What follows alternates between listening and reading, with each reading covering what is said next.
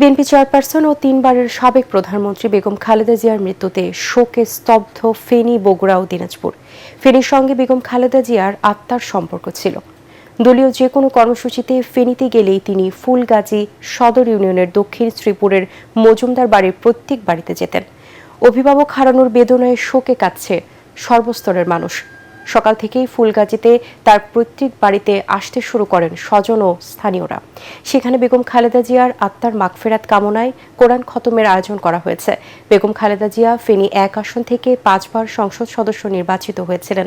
এই আসনের প্রার্থী হিসেবে গতকাল তার পক্ষে জেলা রিটার্নিং কর্মকর্তার কাছে মনোনয়নপত্র জমা দেন নেতাকর্মীরা। এদিকে বেগম জিয়ার মৃত্যুর সংবাদে বগুড়ায় বিএনপি নেতাকর্মী সহ সাধারণ মানুষের মাঝে গভীর শোকের ছায়া নেমে এসেছে। তার মৃত্যুর খবরে শহরের নবাববাড়ি রোডে জেলা বিএনপি কার্যালয়ে নেতাকর্মীরা ভিড় করেন। বেগম জিয়ার মৃত্যুতে দেশের অপূরণীয় ক্ষতি হয়েছে বলে মন্তব্য করেন তারা। অন্যদিকে বেগম খালেদা জিয়ার দিনাজপুরের নিজ বাসভবনে কোরআন খতম দেওয়া দোয়া মাহফিল চলছে। দিনাজপুরের তৈয়বা ভিলায় বেগম খালেদা জিয়ার মা, বাবা, বড় বোন সহ পরিবারের সবাই এই বাসাতেই বড় হয়েছেন। এই বাসভবনে তার হাতে লাগানো একটি বড়ই গাছ এখনো অক্ষত রয়েছে। এদিকে বেগম খালেদা জিয়ার মৃত্যুতে শোক জানিয়েছেন বিএনপির কেন্দ্রীয় নেতা ও সাবেক উপমন্ত্রী অ্যাডভোকেট এম রুহুল কুদ্দুস তালুকদার দুলু।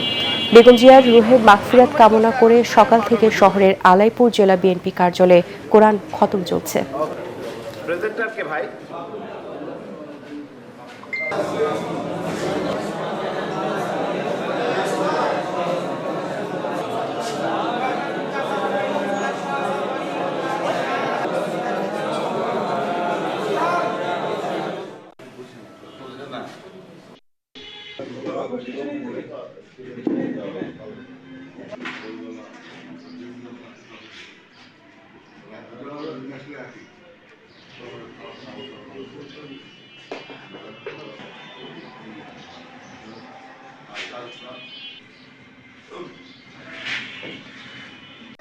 أنزل عليكم من الكتاب طلقتم النساء فبلغن أن